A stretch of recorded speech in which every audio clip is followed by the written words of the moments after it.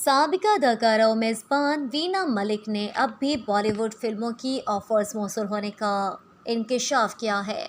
हाल ही में वीना मलिक ने एक पॉडकास्ट में शिरकत की, जहां उन्होंने फिल्म इंडस्ट्री में काम करने समेत अपनी ज़िंदगी के हवाले से मुख्तलिफ मौज़ूआत पर गुफ्तगू की। बॉलीवुड में काम के हवाले से एक सवाल का जवाब देते हुए वीना मलिक ने कहा कि भारत में जब मेरी फिल्मों की शूटिंग हुआ करती थी तो भारतीय इंतहा पसंद तंजीम शिवसेना के बहुत सारे लोग असले के साथ आए होते थे, लेकिन मैं इनसे रास्ता देने और अपनी विनिटी में जाने का कहती थी। जल्द दुल्हे का चेहरा सामने ले आऊंगी। वीना मलिक। साबिक शौहर से जहेज का सामान वापस दिलवाया जाए। वीना मलिक अदालत पहुंच गईं।